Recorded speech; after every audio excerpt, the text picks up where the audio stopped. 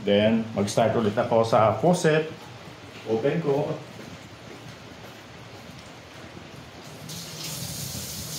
Hindi na mamatay, di ba? Kala ko, perfect na yung setting ng soft starter at hindi na talaga mag-shut off yung River 3 Plus power station. But with only 63 watt load, nag-shut off pa rin ang AC out nito nang umandar ang aking water pump. Di ba talaga kayang i-discarte ito ng soft starter? Una sa lahat, mag-subscribe muna kayo sa aking channel para suportahan ito. You may also join this channel as a member to avail of exclusive perks like priority in comments reply and early access or exclusive access to some videos for members only. You can also help fund some projects here by sharing super thanks. Wow! Nagawa ko na halos lahat ng positions dito sa voltage startup level at saka dito sa kanyang time delay adjustments upang makahanap lang ng tamang timpla nitong soft starter para sa water pump at para dito sa power station. Ilang test ginawa ko, namamatay pa rin ang River 3 Plus by the time I opened the faucet at nag-display ito ng overload. Nakaset ang soft starter ngayon sa 50% ang kanyang voltage o voltage startup at saka yung time delay niya is nasa maximum din 30 seconds. Ibig sabihin nito, pag nasa 50% yung voltage level ng startup niya, mas mataas yung voltahe niya. Okay? So, subukan natin. Walang load ito ngayon. Makikita nito sa ating power station na nasa 13 watts lang. So, ang kumakain ito ngayon ay ito lang soft starter.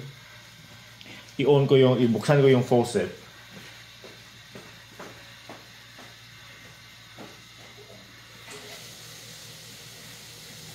So, hindi na mamatay. Hindi siya namamatay. Now, saksak ko tong ibang load niya. Tingnan nyo, from 13 watts.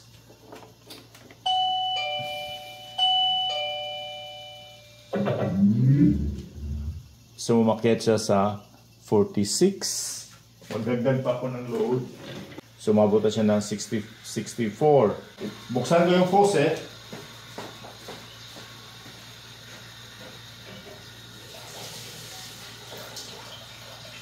Patay siya, di ba?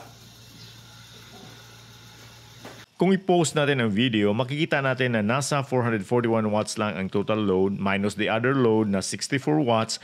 Nagdagdag lang ng 377 watts ang pump but still di kinaya ng River 3 Plus kahit ito'y may rating na 600 watts. Now, subukan naman natin na i-adjust ko tong ating soft starter mula sa 50% ang voltage start up niya, gawin kong 0. Okay? Then, tanggalin ko rin yung load niya. I-on ko na muna tong AC. Buksan ko faucet.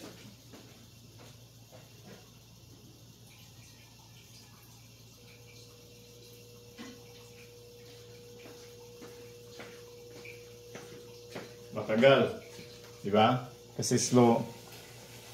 30 seconds kasi yung delay. Then, nasa low yung voltage startup natin. So, dumadaloy na yung tubig. Hindi na mamatay, di ba?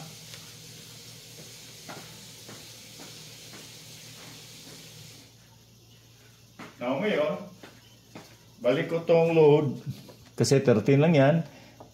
The same setting. Nasa 0% yung voltage startup level niya at 30 seconds yung delay. Magdagdag ako ng load dehumidifier. Tulad ng dati. So, 65 ulit. Now, buksan ko ulit yung faucet. Okay?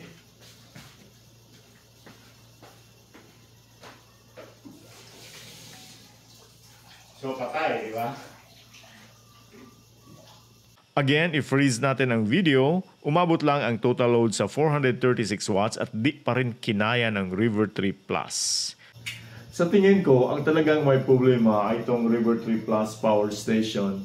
Kaya niya ang inrush current o power surge ng aking water pump habang ginamitan nitong soft starter kung ang pump lang ang kanyang load. But it will shut off kung merong kasabay na other load. Parang ang design ng power station ay nag-consider din sa reaction ng other load during the power surge. Tinanong ko ang EcoFlow support nito. Sabi ng EcoFlow support, subukan na i-shut down ang power station for an hour. Then after an hour, ibalik natin ulit. Tingnan natin kung gagana na ba ang ating water pump using the soft starter on the power station. Okay? So, patayin natin. So, nakabaterya ngayon siya. I-try ko connect ang aking water pump na still ginamit natin ang ating soft starter. Ito ang soft starter. Ang naka-plug in ngayon ang aking desk, ang aking internet devices at iba pa. Okay? Sige, iwan natin ha. Try natin.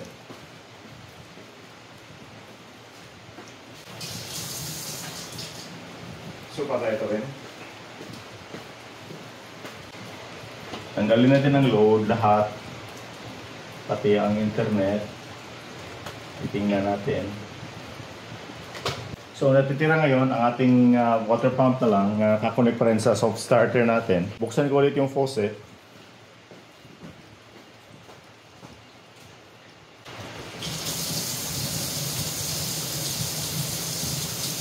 So, hindi namatay. Then, unti-unti rin ibalik ang ating mga load. Unahin ko itong aking desk. Okay. Nag-connect na siya. Then, mag-start ulit ako sa faucet. Open ko.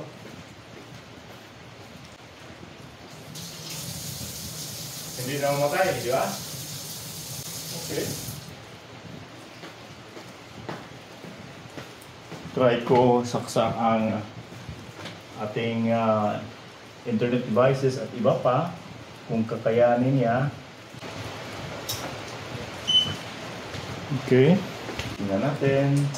Mag full load ako. Pero mga sukat talaga natin kung hanggang saan siya. Ang load niya ay nasa 80 lang. So buksan ko ulit ang faucet.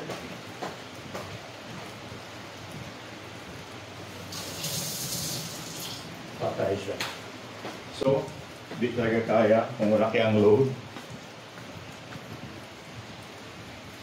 Una kong na-discover ang problema ito in this video. In fact, ang una kong unit ay sinuli ko, akala ko sira at pinalitan ko nitong pangalawang unit. But the same problem persists.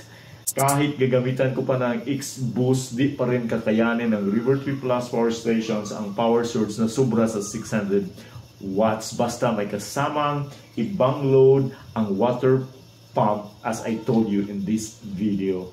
So, final decision, di ko na i-connect ang aking water pump dito sa River 3 Plus kasi mas priority ko yung ibang load ko dito sa bahay para dito sa power station. In fact, itong River 3 Plus ay kaya mag-supply 1/3 of my requirements dito sa bahay. Ipapakita ko yan soon in another video. In the meantime, direkta kong i-connect ang water pump sa wall through this soft starter. By the way, nilagyan ko nito ng extra heatsink dito na may kasama siyang fan. Pero yung fan dito ay 12 volts. So hindi ko pwede ito direkta i-connect dito sa terminals ng soft starter. Gagamit ako ng extra power adapter. If you have same experience, please share in the comment section below. Salamat, bye.